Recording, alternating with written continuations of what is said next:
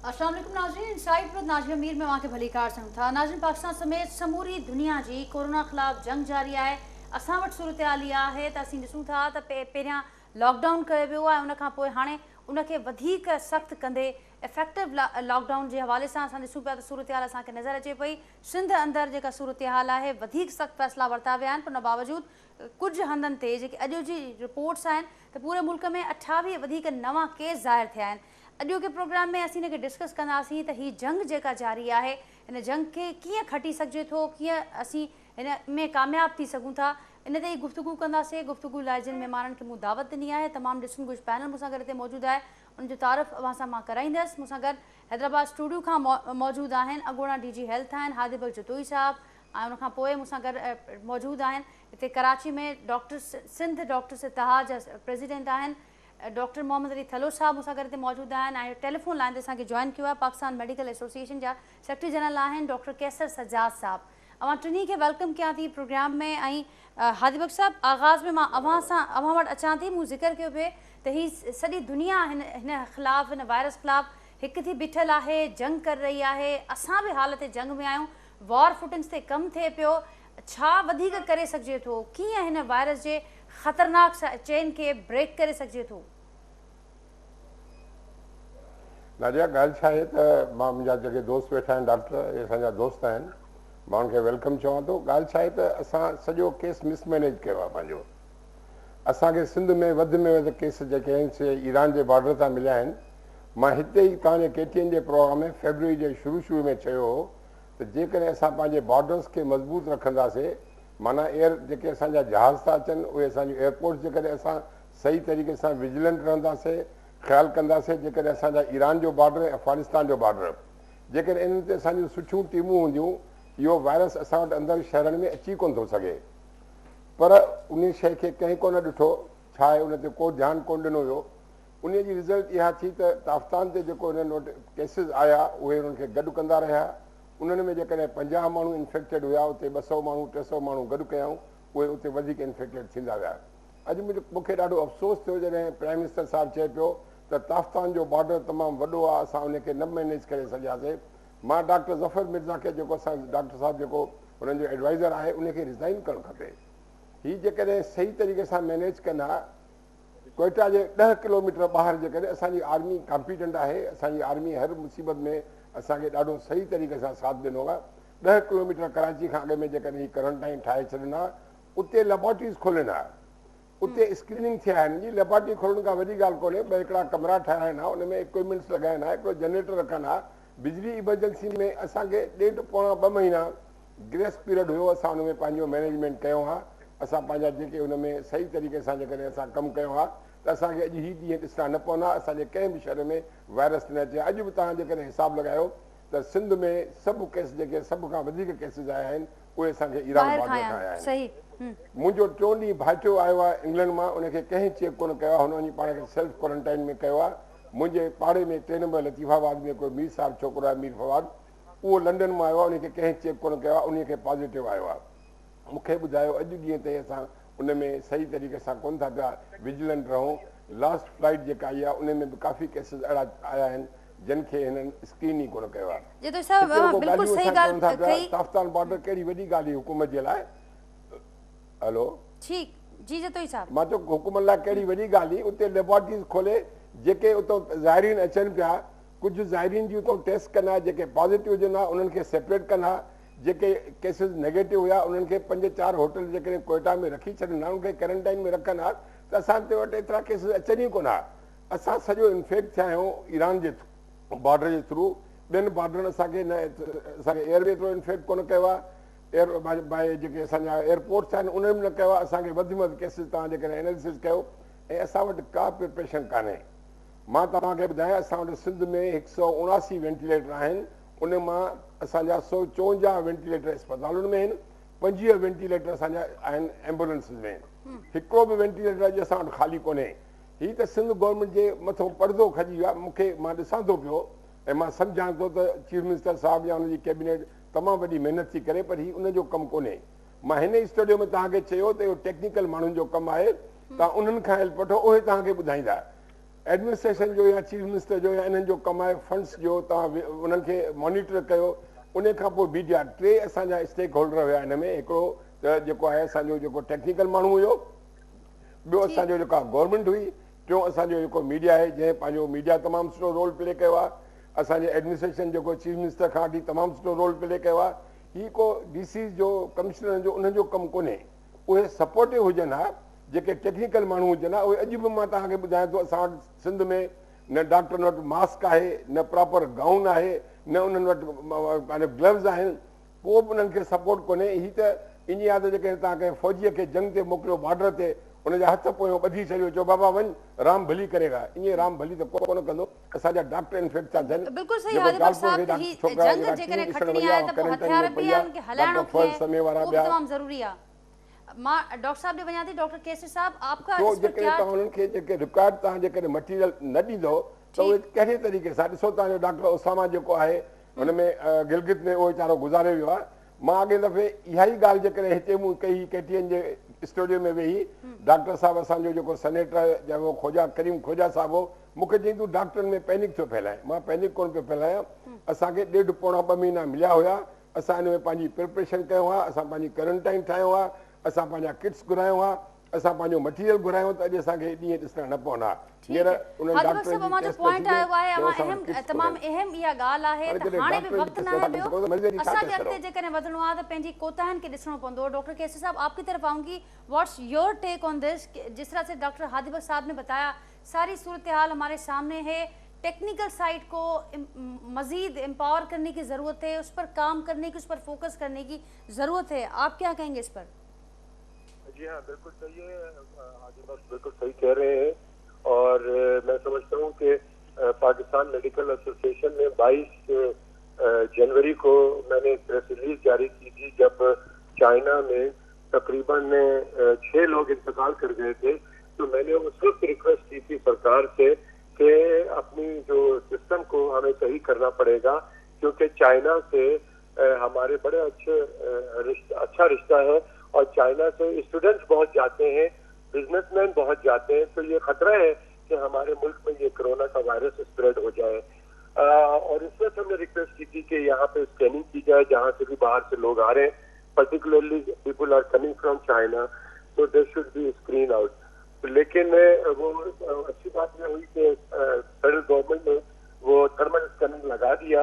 लेकिन साथ ही हमने ये रिक्वेस्ट की थी कि जो क्वारंटाइन है वो एंट्री पॉइंट पे लगाना चाहिए, लाइक एयरपोर्ट है, सी पोर्ट है और बॉर्डर है हमारे, उस पे लगाना चाहिए। लेकिन हमारे जहन में उस वक्त ये नहीं था कि ईरान से कुछ लोग एक तरह से आ जाएंगे हमारे ज़ायरीन, और वो क्वारंटाइन में जो रखे गए वहाँ पे कफ्तान में, तो वो वहाँ पे एक तरह से समझ ले कि वो क्वारंटाइन नर्सरी बन गया, वो क्वारंटाइन नहीं हुआ। तो लिहाजा हमारे पास अभी ICU की भी प्रॉब्लम है। हम अभी गवर्नमेंट के साथ मिलके, सिंध गवर्नमेंट के साथ मिलके वहाँ एक्सपो सेंटर में ICU हमने बहुत अच्छा डेवलप कर लिया है। इसमें और चीजें भी करने की जरूरत है। लेकिन मुझे लगता ये है कि हमारे पास जो शुरू से इंफ्रास्ट्रक्चर वीक रहा है सेहत का, हम पोलियो का खात्मा नहीं कर सके, हम हेपेटाइटिस B, C और इस तरह की चीजों का बहुत सारी बीमारियां ऐसे बहुत बर्डन है हमारे ऊपर, हम उसको नहीं कर सके। हमें डर है कि अगर खुदा ना खास्ता, जो कि हमें लग रहा है कि शायद फर्स्ट वीक ऑफ अप्रैल जो है वो हमारे लिए अच्छा ना हो। और उसकी वजह ये है कि आपने अभी कुछ दिन पहले देखा होगा कि ट्रेन से जो लोग गए हैं वो रेलवे स्टेशन पे क्या सूरत हाल थी, और फिर जो लोग खिड़कियों के अंदर घुसे हैं ट्रेन के अंदर, वो ट्रेन के अंदर क्या होगा। तो लोग भी जो है वो समझ नहीं रहे हैं हुकूमत की बात। जिस हुकूमत कह रही है, लोगों से रिक्वेस्ट कर रही है कि अपने घरों में रहें, क्योंकि ये वायरस बहुत तेजी से एक से दूसरे को लगता है, जब फैलता है, और इसके फैलाव को ही रोकना है। लेकिन अनफॉर्चुनेटली ऐसा हो नहीं रहा है। अभी यहाँ पर भी देखा मैंने कि जो पुलिस ने पहले दिन कल लोगों को अरेस्ट किया, वो एक ही लौकत में 50-60 लोगों को अंदर जमा कर लिया। इसी तरह से अभी जो सूरत हाल है ओवरऑल, मैं समझता हूँ कि डॉक्टरों के लिए बहुत खराब है और हेल्थ प्रोवाइडर्स के लिए बहुत खराब है। जो पैरामेडिकल स्टाफ है, ये सलाम पेश करता हूँ आपके तवज्जुह से तमाम पाकिस्तान के डॉक्टर्स और पाकिस्तानी डॉक्टर्स दुनिया में काम मुफ्त बिल्कुल डॉक्टर साहब, लोगों कुछ की सारे खिदमत कर रहे लोग हैं जो इस और वक्त फोर फ्रंट पे लोगों हम से सबको कहते हैं सलाम कि पेश आप करते घर हैं। में आप आराम हमारे करें, साथ आप घर लाइन में पे ही रुकें। रहिएगा। आपने बहुत अहम बात की कि डॉक्टर्स का इस वक्त, एक्सपर्ट्स का इस सब्जेक्ट का उनका इनपुट आना और उनको इन ऑन बोर्ड लेना बहुत ज़रूरी है। डॉक्टर साहब, अवां वटि ईंदमि तफ़सीली, अवां ये समूरियूं ॻाल्हियूं ॿुधियूं, अवां पाण बि समूरी सूरत हाल खे ॾिसो पिया, अवां जी पंहिंजी एक्सपर्टीज़ आहे हिन सब्जेक्ट में, अवां छा चवणु चाहींदो हिन ते? नाजिया ॾिसो, हाणे हिकिड़ी सूरत हाल पैदा थी चुकी आहे, उन ते असां नुक्तेचीनी कयूं, कुझु बि कयूं, जंग शुरू थी चुकी आहे ऐं असां डॉक्टर्स जो रोल आहे ऐं असां उहो पंहिंजो निभाईंदासीं। चाहे असांखे पर्सनल जेको आहे सो प्रोटेक्टिव इक्विपमेंट्स मिलनि या न मिलनि, असां पंहिंजी क़ौम सां गॾु आहियूं। असां हर उन महाज़ ते जिथे असांखे हुकुम मिलंदो असां उते वेंदासीं। खोड़ ई तरीक़ा आहिनि जेके असां एडॉप्ट करे सघूं था। मिसाल लाज़मी न आहे त जेकॾहिं असांखे को गाउन न मिलियो आहे या को न मिलियो आहे। पहिरीं ॻाल्हि त इहा सेफ्टी आहे। इहो हाणे ॾिसो न, हिकिड़ो एक्सपीरियंस चाइना में थियो, चाइना इन खे एक्सपीरियंस कयो, उन वक़्तु इहा शइ नई हुई। हाणे इहा दुनिया खे ख़बर पइजी चुकी आहे त हिन खां कहिड़े तरीक़े सां असां बची बि सघूं था, कहिड़ा आहिनि। पर जेकॾहिं असांजी गवर्नमेंट कोशिशि करे पई, पर जेकॾहिं नथो मिले त कुझु जॻहुनि ते तव्हां यकीन कयो त डॉक्टर्स शॉपर्स पाए, जेके आम जेको इहे हूंदा आहिनि, उहे पाण खे वेढ़े ऐं उन्हनि जेको आहे सो माना मरीज़नि खे चेक कयो आहे। ऐं जेके माना असां ॿियनि खे ॿुधायूं था तदाबीर, उहे असां पाण एहतियात, छो हिकिड़ी ॿ शयूं आहिनि। हिकिड़ो त उहो आहे जेको माना आइसोलेशन वार्ड में जेको कमु करे थो, उन जे लाइ त तमामु मस्ट आहे त उनखे इहे सारियूं किट्स वग़ैरह, इहे ग्लव्स वग़ैरह, उनखे जेको आहे सो माना पूरो जेको आहे सो उनखे कयो वञे।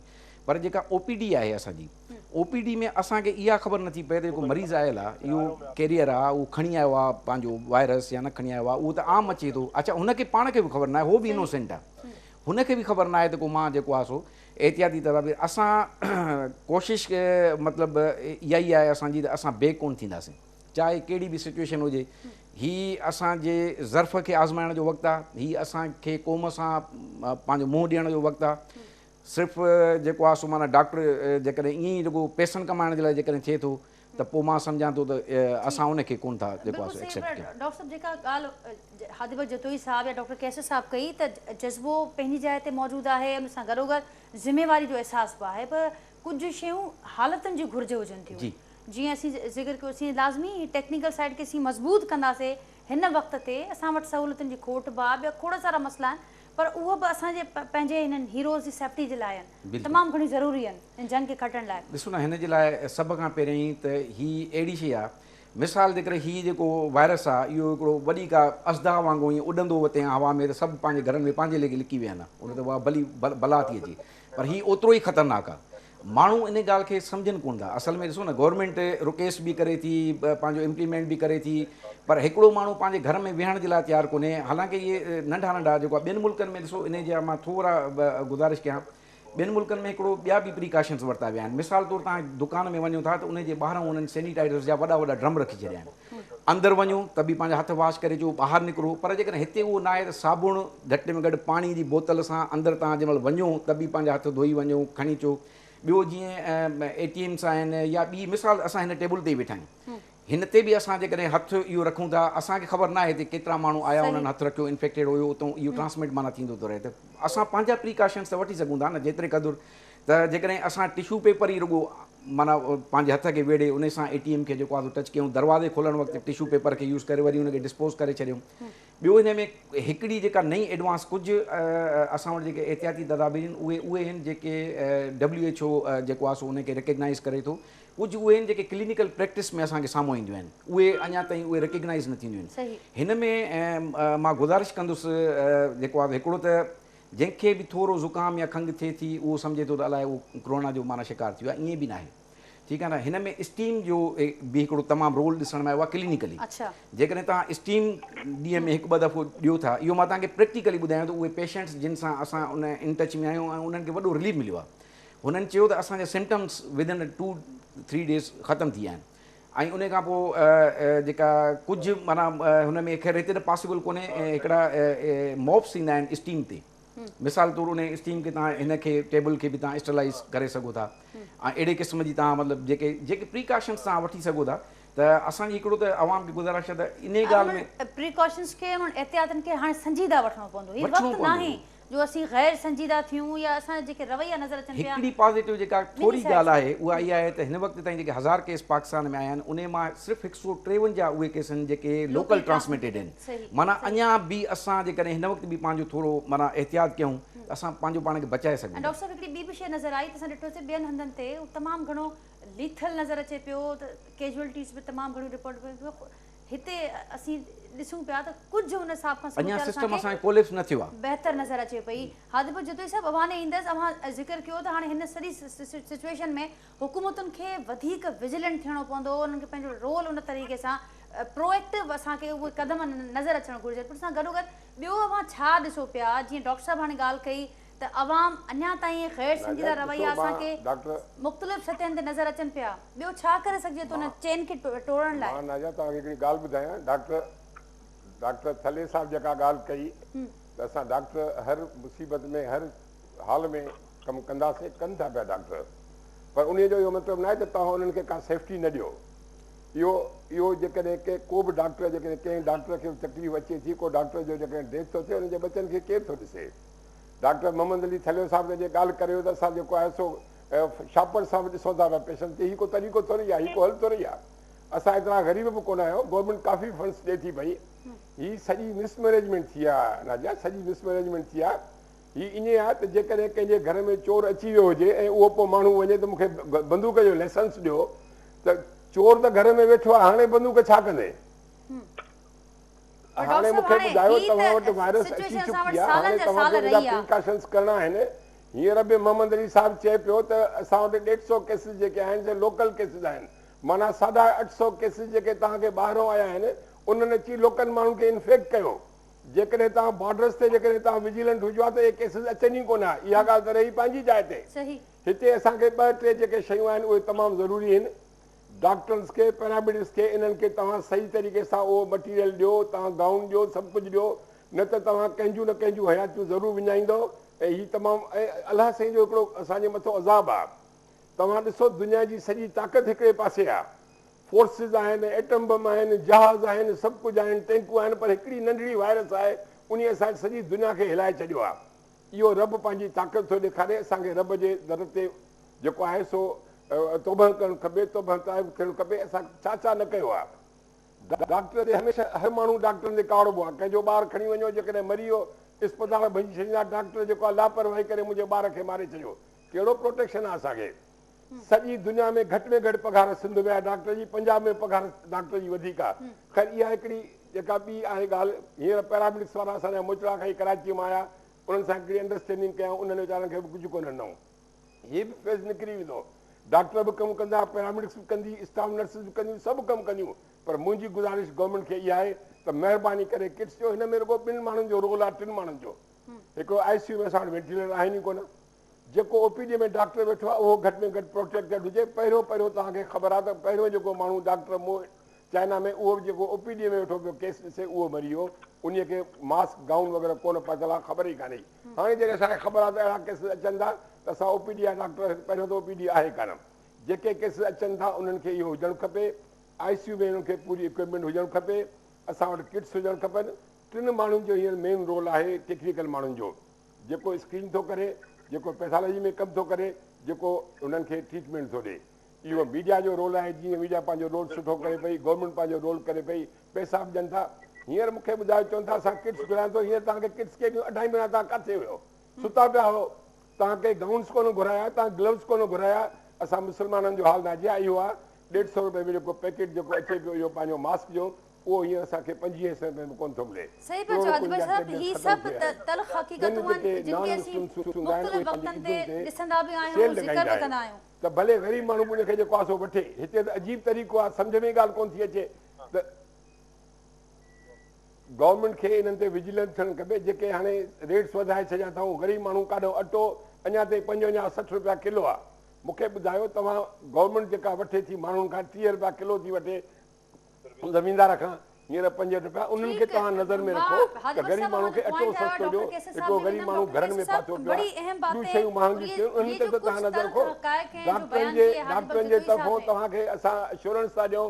डॉक्टर अॻे बि कमु कयो आहे, हाणे बि कमु कंदा रहंदा, हर हालत में कमु कंदा, पर गवर्नमेंट बि कुझु ख़्यालु करे ई क्राइसिस ख़त्म थी वञनि, पोइ घटि में घटि वेही डॉक्टरनि सां ॾिसंदासीं हुन जी मुसीबतूं कहिड़ियूं आहिनि। बिल्कुल सही ॻाल्हि आहे, बिल्कुल सही ॻाल्हि आहे। डॉक्टर केसरी साहब, आप मेरे साथ लाइन पर मौजूद हैं?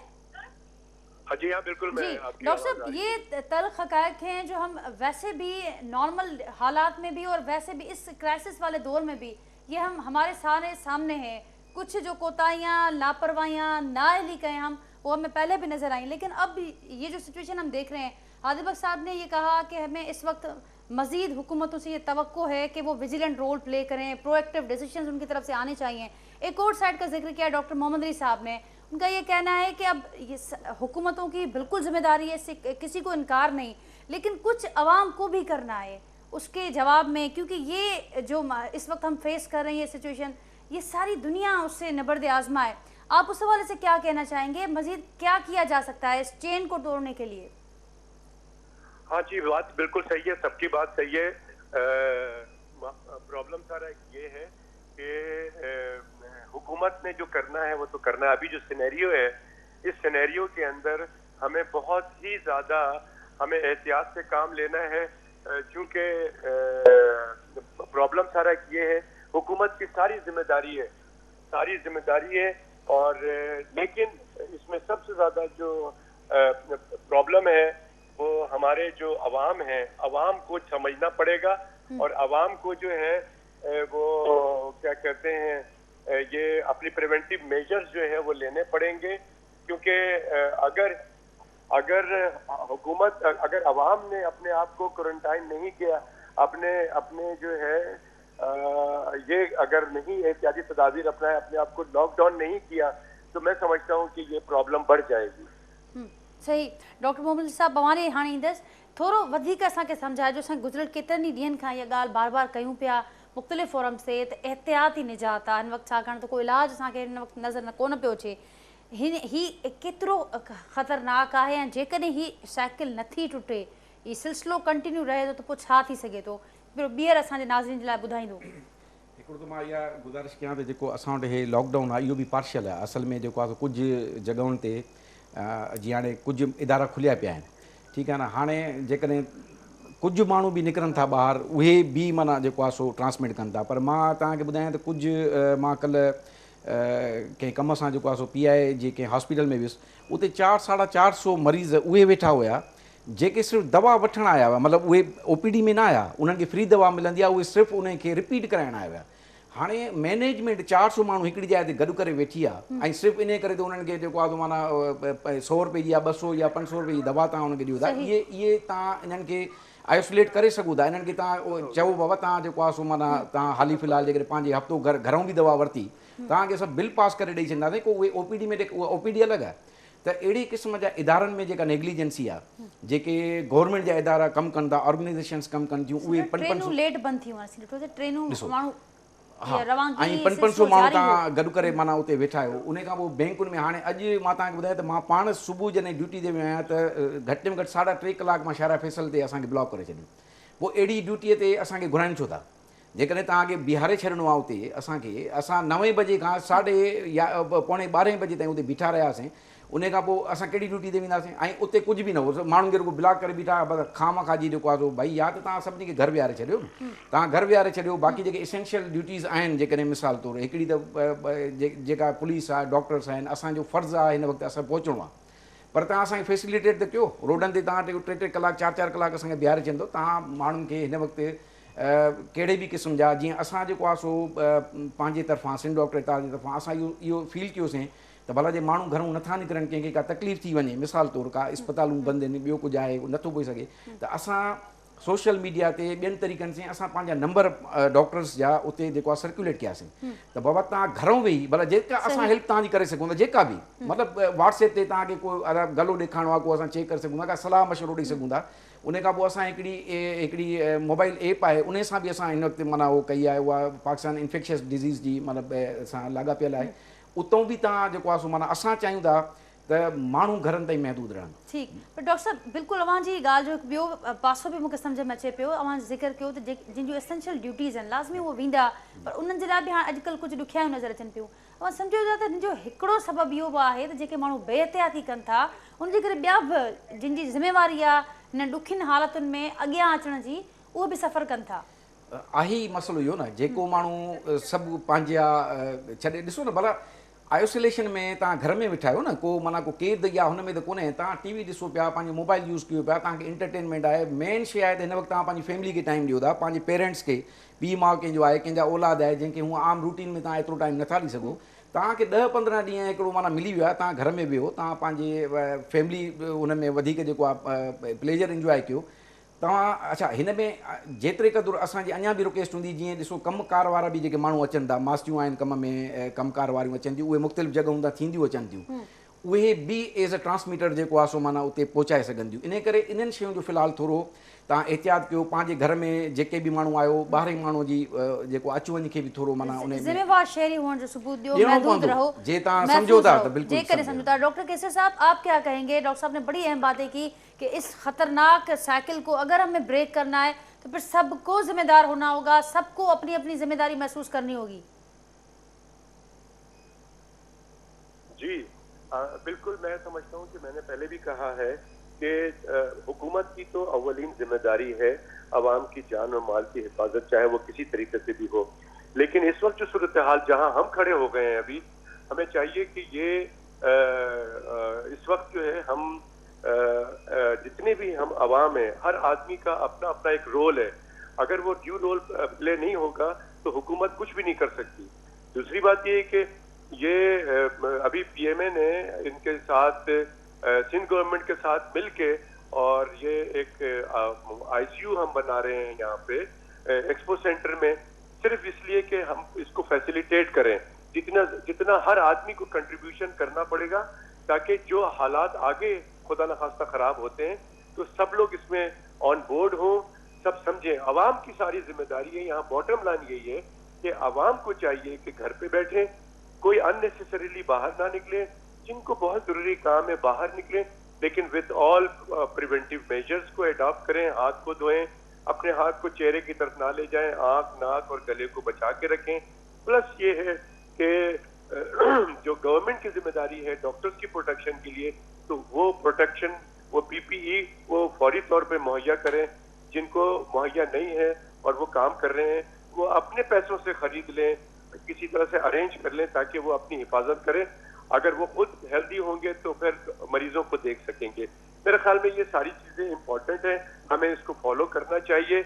और एक चीज आपकी तवज्जो से और बताता चलूं कि कोरोना के सिलसिले में तमाम अस्पतालों ने मरीज लेना बंद कर दिया है, लेकिन मैं समझता हूं कि जो इमरजेंसी के मरीज हैं, अपेंडिक्स के पेशेंट हैं, अस्थमा के पेशेंट हैं, गायनिक के पेशेंट हैं, या सर्जरी जो डायर इमरजेंसीज हैं, मेरे ख्याल में उसके लिए जो है हमें सीरियसली उसको अमल करना पड़ेगा। जैसे रूटीन में इमरजेंसी चलती थी, वो इमरजेंसी चलनी चाहिए।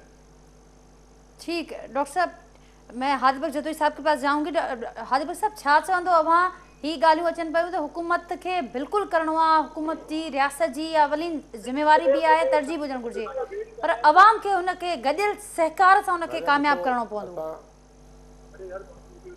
ॾिसो, असां 34 साल हेल्थ डिपार्टमेंट खे पंहिंजा ज़िंदगी जा ॾिना आहिनि। असांखे ख़बर आहे कॾहिं बि पाकिस्तान में डॉक्टरनि जेको आहे इमरजेंसी बंदि न कई। इमरजेंसी जेके आहिनि उन्हनि जी ज़िंदगी बचाइण बि ज़रूरी आहे। हींअर असांखे ख़बर पइजी वई आहे त कोरोना जा केतिरा केसिस आहिनि, केतिरा ईंदा, ऐं उन खां पोइ जेके इमरजेंसीज़ आहिनि उहे बंदि न थियणु खपनि। उहे ज़रूरु इमरजेंसी जेके सर्जरीज़ आहिनि या जेको अर्जेंट केस आहे उन जो बि ख़्यालु करणु खपे। हींअर हर डिपार्टमेंट पंहिंजे पाण कमु करे थी पई।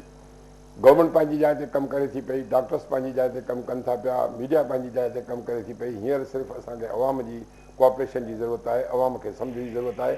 अवाम खे मीडिया एतिरो अवेयर करे छॾियो आहे त बाबा हथ साफ़ु कयो, साबुण सां धो। उहे बि सभु इंस्ट्रक्शन्स माण्हुनि खे मिली वियूं आहिनि। जेकॾहिं असां 15 ॾींहं पंहिंजे इन्हनि अमल ते कयूं त इनशा अल्लाह ताला असां काफ़ी इन्हनि शयुनि ते कंट्रोल करे वेंदासीं, असांखे उमेदु आहे। पर इन सां गॾु रब पाक जे दर ते तौबा कयो, दुआ घुरो, रब पाक खां माफ़ी वठो जेके असां गुनाह कया आहिनि, ऐं अज़ानूं ॾियो। ऐं असां नंढा हूंदा हुआसीं, जॾहिं का बारिश न पवंदी त बाक़ाइदे उनजे लाइ दुआ घुरी वेंदी हुई त बारिश पवंदी हुई बाक़ाइदे। वरी जे बारिशूं घणियूं थींदियूं त बाक़ाइदे ख़ैर ख़राब कबी हुई त बाबा बारिशूं बंदि थियनि, रब पाक उहो ॿुधंदो हो। ऐं इहे असां वटि आयतूं आहिनि, क़ुर शरीफ़ में बि असां वटि आयतूं आहिनि, उन्हनि खे असांखे इग्नोर करणु न खपे। असांजे मस्जिद नबी बंदि पई आहे, असांजो काबतुल्लाह शरीफ़ बंदि पियो आहे, असांजूं मस्जिदूं बंदि पयूं। इहो ई तरफ़ जो असांजे मथां दमर आहे। रब असां सभिनी खे इन में जेको आहे आफ़तुनि खां बचाए ऐं असां ते रहम करे, जेके ख़ताऊं आहिनि उहे माफ़ु करे। बाक़ी हर डिपार्टमेंट पंहिंजी जाइ ते कमु करे थी पई, उन्हनि खे स्ट्रेंथन कयो। सिंध गवर्नमेंट पंहिंजी जाइ ते कमु करे थी, पैसा जेके ॾिना अथऊं अञा ताईं उहो सामान कोन आयो आहे। मां जेकॾहिं वॾी ॻाल्हि कंदुसि त वरी असांखे चवंदा बाबा तोखे सर्टिफिकेट वठिणो पवंदो त तूं हिन मुल्क जो ख़ैरु ख़्वाब आहे या तूं कंहिं ॿिए मुल्क जो आहे। ख़ुदा जा बंदा, कमु असांजा हिते लोकल माण्हू था कनि, जेके डॉक्टर्स था कमु कनि, सभु कुझु। वरी ज़मीनूं जॾहिं मिलंदियूं, प्लाट मिलंदा त उहे असांजे ॿाहिरनि खे मिलंदा। वधीक मां कुझु कोन थो चवां, न त मूंखे सर्टिफिकेट वठिणो पइजी वेंदो।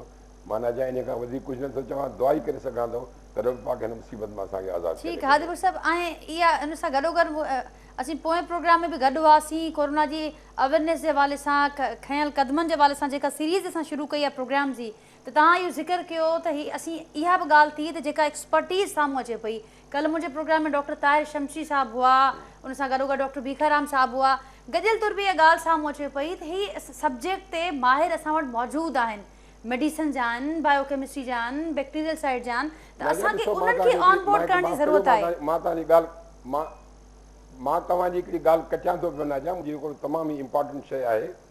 असां वटि हेल्थ डिपार्टमेंट में डिफरेंट सेक्टर्स आहिनि।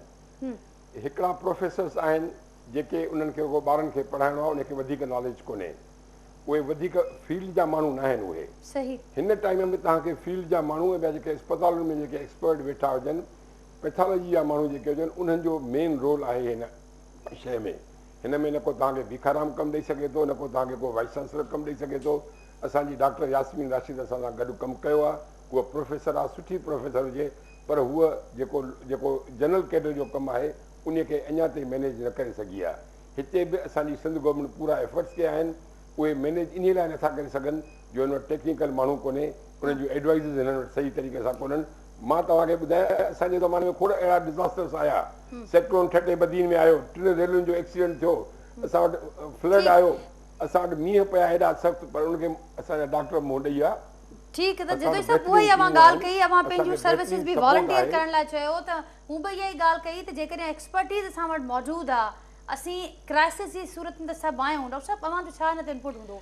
एक्सपर्टीज़ असां वटि मौजूदु त आहे, असां वटि हिन सब्जेक्ट ते महारत रखंदड़ माहिर मौजूदु आहिनि, छो न हुननि जी सर्विस वरितियूं वञनि। असल में हादी बख्श साहब जी ॻाल्हि तमामु दुरुस्त आहे ऐं मां उनखे सेकेंड बि कंदुसि। हिकिड़ो जेको डिस्टेंस आहे न गवर्नमेंट एडमिनिस्ट्रेशन में ऐं जेको आहे सो माना जेको ॾिसो हिन वक़्तु वेहणो कंहिंखे आहे, डॉक्टर खे वेहणो आहे हिन महाज़ में, उनखे सपोर्ट गवर्नमेंट कंदी।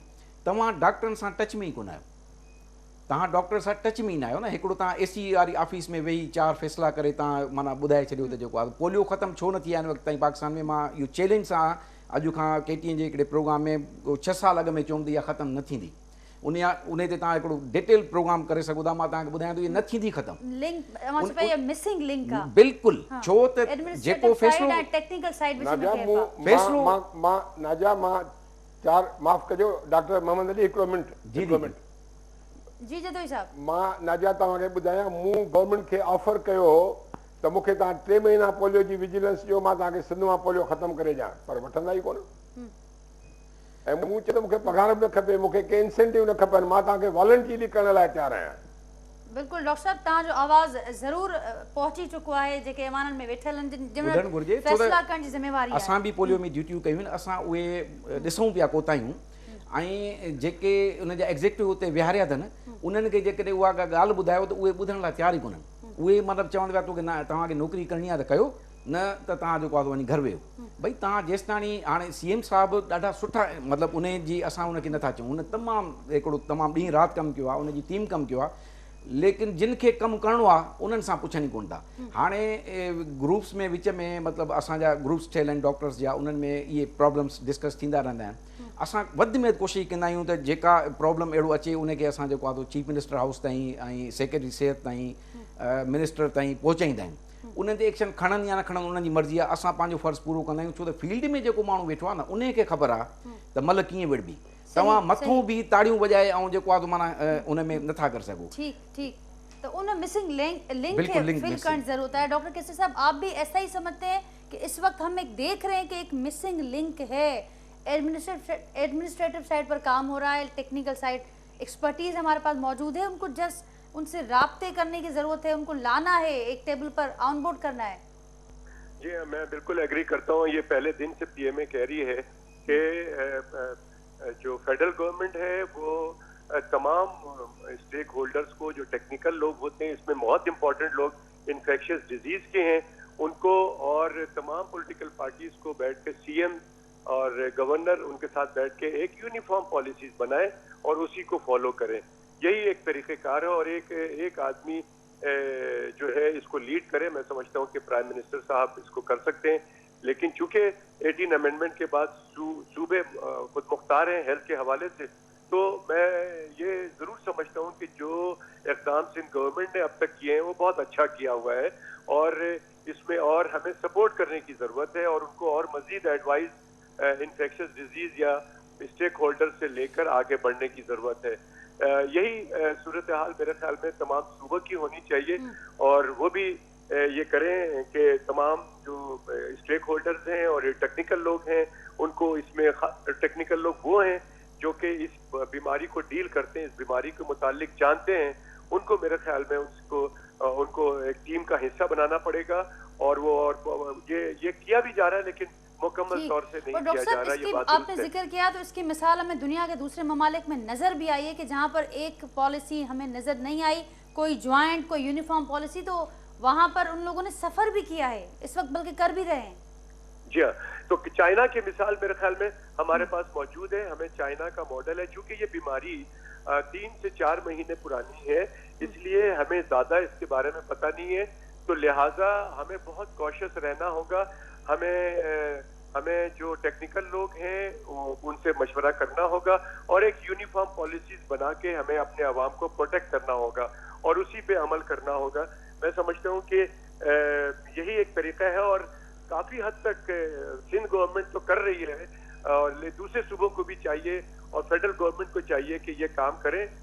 तो बॉटम लाइन यही है कि इसको फैलाने को रोकना है और डॉक्टर्स की प्रोटेक्शन करनी है, साथ साथ पैरामेडिकल स्टाफ को प्रोटेक्शन करनी है, क्योंकि पैरामेडिकल स्टाफ जितने भी हैं वो हॉस्पिटल्स के रीढ़ की हड्डी होती है, तो उसको मेरे ख्याल में गवर्नमेंट की जिम्मेदारी है कि इनको प्रोटेक्शन दी जाए ताकि ये आराम से अपनी हिफाजत करते हुए तमाम लोगों की का इलाज कर सकें, चाहे वो कोरोना को हो चाहे वो कोई भी पेशेंट हो। जी हादी साहब, अवां जी छा हूंदो फाइनल कमेंट? मां नज़र तव्हांखे हिकिड़ो अर्ज़ु कयां त मां इहो थो चवां त गवर्नमेंट पंहिंजो कमु करे थी पई, पर गवर्नमेंट ॾिसो असांजे चीफ मिनिस्टर बिलावल भुट्टे वारनि केतिरी कोशिशि कई, प्राइम मिनिस्टर खे ऑपोजिशन केतिरी कोशिशि कई हिकिड़ी टेबल ते वेही फ़ैसिलो कयूं। असांजा सियासतदानी पाण में क़ौम जे ख़ातिर मुल्क जे ख़ातिर कोन था गॾु वेही सघनि। असांजी एॾी बदकिस्मती आहे। मुंहिंजो गवर्नमेंट खे रुॻो इहो आहे त तव्हां जेके असांखे हींअर को एतिरा वॾा एफर्ट्स नथा करे सघूं, चोर असांजे घर में वेठो आहे, वायरस असां वटि अची चुकी आहे, तव्हां ऐं हाणे रुॻो हीअ एतिरो कनि त जेके हिननि खे इक्विपमेंट्स ॾियनि ऐं इन में कोई वॾी टेक्निकल ॻाल्हि बि कोन्हे, असांखे इलाज जी ख़बर ई कान्हे, असांखे रुॻो माण्हू अलॻि करणा आहिनि त बाबा हीअ इन्फेक्टेड आहे, हीअ इन्फेक्टेड न आहे, उहो असांखे स्क्रीनिंग करणी आहे। अॼु ॿुधो था त किट्स कुझु आयूं आहिनि चाइना खां, ख़ुदा करे सही तरीक़े सां डिस्ट्रीब्यूशन कनि, ईअं न त सही तरीक़े सां डिस्ट्रीब्यूशन न थिए, ईअं थींदो रहंदो आहे। असांजे ज़माने मां 7 साल डिजी रहियो आहियां, मूंखे ख़बर आहे त पहिरियों हितां जेको सामान ईंदो कराची मां ईंदो कंहिं ॿिए पासे ॾे, पोइ वरी उतां ॿिए पासे। मां चयो बाबा हिते असां सी पोर्ट ते अचे थो, पहिरियों असांखे ॾियो त पोइ ॿियनि खे ॾियो न। बहरहाल इहो हिते थींदो रहंदो आहे, अलाह ख़ैर करे। मां इहो ई चवां थो पियो त हर को माण्हू पंहिंजी जाइ ते कमु करे थो पियो, गवर्नमेंट कमु करे थी पई, पर महिरबानी करे टेक्निकल माण्हुनि खां सपोर्ट वठे। असांजी अज़रा भेण बि कुझु करणु चाहींदी हूंदी, मसइलो हुन सां इहो आहे त हूअ वीचारी जनरल कैडर जी न आहे, हुनखे ख़बर न आहे त कीअं मैनेज करिणो आहे। नाजा जेके इन जाइ ते मां डीजी हुजां, मां ताफ़्तान बॉर्डर खां ओड़िते बाक़ाइदे मां उते मेडिकल वञी लॻायां हा, पंहिंजो लेबोरेटरीज़ लॻायां हा, उते स्क्रीनिंग कयां हा, ऐं मां दावा सां चवां थो त ताफ़्तान बॉर्डर खां हिकिड़ो बि इन्फेक्टेड केस पाकिस्तान में न अचे हा। पर मजबूरी इहा आहे, सम्झ ॻाल्हि कोन थी अचे, ख़बर न आहे, अलाह खे असांखे अज़ाब ॾियणो हुयो, तंहिंजे करे असांजे मुल्क में आयो आहे। पर हींअर मां तव्हांखे चवां थो असां वटि केस वधीक कोन थींदा, 5000 केस बि वॾा आहिनि सिंध में या जेकॾहिं पाकिस्तान में थी वञनि, असांजो इनडायरेक्टली काफ़ी हुन ते कंट्रोल करे वियो आहे, डिॼण जी का ॻाल्हि कान्हे। तव्हां ॾिसो असां वटि 1000 केस थी विया आहिनि, 7 उन में माण्हू जेके गुज़ारे विया आहिनि, हिकिड़ो कैंसर जो मरीज़ 77 साल उमिरि डायबिटिक माण्हू ब्लड प्रेशर जो, ऐं जेके असां वटि मुआ आहिनि माण्हू हिकिड़ो माण्हू बि असां वटि इम्पोर्टेंट आहे बिल्कुलु मूंखे ठीकु। डॉक्टर ओसामा खे सलाम आहे उन्हनि डॉक्टरनि खे सही सलाम ॻाल्हि आहे आहे, उन डॉक्टर साहब, पैरामेडिक्स हाणे खे नर्सिस खे कुझु इहे जेके शयूं हींअर साम्हूं इन अचनि फील्ड पियूं, में कमु recovery कनि वारा था पिया जेके फ्रंट suspected लाइन हुआ, ते कमु था कनि उन्हनि जा recovery ॿियूं वारा एजेंसीज़ cases कमु कनि साम्हूं पियूं अचनि हींअर पिया। पुलिस वेचारी सुबुह खां वठी राति ताईं उन्हनि खे कोई चांहि ॾियण वारो कोन्हे ॿियनि ऐं आर्मी वारा रोडनि ते बीठा आहिनि हर माण्हू कमु करे थो CM साहिबु कमु करे थो बिलावल कमु करे थो हर माण्हू कमु करे थो पियो हींअर ऐं इनशा ताला असां गॾिजी सॼी हिन खे मुंहुं ॾेई ईंदासीं एतिरी का घबराइण जी ॻाल्हि इंशाल्लाह कान्हे इंशाल्लाह। डॉक्टर साहब तव्हांजो फाइनल कमेंट, यूनिफॉर्म पॉलिसी वक़्त जी ज़रूरत आहे, टेक्निकल एक्सपर्टीज़ खे आणो आहे अॻियां। बिल्कुलु आणो आहे ऐं अवाम खे बि पंहिंजो हिकिड़ो इहो रोल बि प्ले करिणो आहे त सिर्फ़ु जेको आहे पुलिस जिथे 5 माण्हू ॾिसे थी उन्हनि खे रोके पर असां बि पुछी सघूं था केरु माण्हू बीठा आहिनि या मीडिया वारा बि बीठा आहिनि की माण्हू बीठो आहे अजायो सजायो उनखे चएसि बाबा तूं छाजे लाइ बीठो आहे हिते तूं माना तुंहिंजो कहिड़ो कमु आहे तूं पंहिंजे घर ॾे वञी वे तोखे पंहिंजी परवाह न आहे त तूं ॿियनि जी घटि में घटि परवाह कर त असां सभिनी खे हिकिड़ो रोल त प्ले करिणो पवंदो ऐं जेसि ताईं असां रोल प्ले न कंदासीं ऐं उन खां पोइ जेको एहतियाती तदाबीर जीअं मां तव्हांखे गुज़ारिश कई त घणियुनि शयुनि असांखे इहो सम्झणो आहे त हीउ वायरस हर जाइ ते पियो आहे हाणे जेका आइसोलेशन थींदी न उन में 3-4 ॾींहंनि में छो त हिन जी डिफरेंट लाइफ स्पेन आहे जिथे हवा में मिसाल 4 कलाक आहे त काठ ते उनजी वधीक आहे जॾहिं असां इन खे 3-4 ॾींहं जेको आहे बिल्कुलु छॾे ॾींदासीं त इहो माना इन्वायरमेंट मां गाइबु थी वेंदो इन्वायरमेंट मां गाइबु थी वेंदो पोइ रहंदो बाक़ी जेके माण्हू बचियल आहिनि इन्फेक्टेड उहे बि जेकॾहिं पंहिंजे माना लिमिटेड में अची वेंदा त हीअ माना ॿाहिरि न फैलिबो हाणे हिन में एहतियात रुॻो असांखे इहो करिणो आहे त फ़िलहालु असांखे इहो ज़हन में रखिणो आहे त हर जाइ ते वायरस पियो आहे फ़िलहालु इहो ज़हन में असांखे रखिणो आहे न अलाह कयो त न आहे पर जीअं हाणे हीअ मां मास्क लाइ हिते टेबल ते रखियो आहे हीअ मास्क मां वरी पाईंदुसि त इहो माना सम्झो त तव्हां पंहिंजो बम ॿधी छॾियो इन खे डिस्पोज़ करिणो आहे कंहिं बि शइ ते असां माना हथु रखूं था उन में कोशिशि कयूं त टिशू पेपर हुजे ग्लव्स हुजे ॾिसो न असांजी क़ौम हर शइ जो जुगाड़ माना कढी वेंदी आहे अॼु मां अचां पियो त जॾहिं तव्हांजे प्रोग्राम में त रोड ख़ाली रोड ते हिकिड़ो माण्हू मास्क जेको आहे ठाहे कपिड़े जा ऐं माना विकिणे तव्हां असां इहो बि उज़ूर नथा पेश करे सघूं मास्क असां घरनि में बि डिस्पोजेबल आहे ठीकु आहे भई पातो कपिड़े ठाहे वरी हिन में रुॻो असांखे रुॻो इहो ॾिसणो आहे त ड्रॉपलेट्स जेके आहिनि जेकॾहिं अॻिलो माण्हू को खंघे थो को माना निछ ॾिए थो त उहा डायरेक्ट असांखे लॻे न या उन असांजे हथनि खे ऐं मास्क खां वधीक बि जेको आहे न उहा टचिंग आहे माना असां अणॼाणीअ में जिथे जिथे हथु हणंदा था अचूं ऐं उतां उन खां पोइ उहो असां पंहिंजे अखियुनि खे नक खे वात खे माना लॻायूं था उहो वधीक ख़तरनाक आहे त मास्क चलो ठीकु आहे असां हिकिड़े परे खां माण्हू खे ॾिठोसीं निछू ॾींदे असां खणी भॼी वेंदासीं पर जेके असां शयुनि खे हथु हणूं था त इहो बि ऐं ॿियो कोशिशि कजे त जेको आहे सो माना हाणे जीअं असां पाण जेको आहे सो माना जेको भरिसां असांजो दुकान वारो आहे उन खां असां नंबर वठी छॾियो आहे त बाबा जेकॾहिं ज़रूरत पई तोखे फ़ोन कंदासीं महिरबानी करे राइडर जे ज़रिए असांखे अहिड़ी क़िस्म जी जेतिरो असां अवॉइड करे सघूं था मासियुनि खे जवाबु ॾेई छॾियो आहे समूरियूं प्रैक्टिस असांखे कुझु अर्से लाइ असांखे करणियूं छॾणियूं पवंदियूं पवंदियूं। हफ़्तो या बिल्कुलु 10 सही ॾींहं पंहिंजी क़ौम लाइ पंहिंजे लाइ नथा कयो केरु नथा रजनि कंहिंजा नज़रिया पंहिंजा आहिनि को थो चए साईं अलाह बसि बहितर कंदो को थो चए साईं मूंखे छा थींदो मां त फलाणे जो मुरीद आहियां पोइ उहे बिल्कुलु तव्हांजी सही हद ॻाल्हि आहे पर ताईं कंहिं हिकिड़ी जी बि बेहतियाती सॼे समाज लाइ ख़तरे जो सबबु बणिजी सघे थी। डॉक्टर मोहम्मद अली थलो साहब, हादिबक जदोई साहब, डॉक्टर केसर सजाद साहब, टिनी जी वॾी महिरबानी नाज़रीन प्रोग्राम में अवां गुफ्तगू मां ॿुधी तमामु अहम तफ़सीली ही समूरा पॉइंट्स अवां बि गौर सां ॿुधा हूंदा त हाणे हिकिड़ी ॻाल्हि जेकी असां बार बार चईसीं त कंहिं हिकिड़े माण्हू जी जेका बेहतियाती आहे समूरे समाज लाइ ख़तरे जो सबबु बणिजी सघे थी। ही जंग जेका हिन वक़्तु पाकिस्तान समेत समूरी दुनिया में हलंदड़ आहे ऐं असां बि हिते हालत जंग में आहियूं त हीअ जंग कामयाबु सिर्फ़ु उन सूरत में थी सघंदी जॾहिं हुकूमतूं ऐं ही जेके हीरोज़ जेके फोर फ्रंट ते असांजो कमु कनि पिया उन्हनि सां गॾु कामयाबु सिर्फ़ु असांजे सहकार सां गॾियल सहकार सां ई गॾियल ज़िम्मेवारी सां ई जज़्बे सां ई हिनखे असीं नाकाम करे सघूं था। दुआऊं बि कयो ऐं हीउ जज़्बो बरक़रार रखो, महदूद रहो, महफ़ूज़ रहो। इन पैगाम सां प्रोग्राम में अवां खां इजाज़त वठंदासीं। पंहिंजे फीडबैक खां असांखे ज़रूरु आगाह कजो। अल्लाह।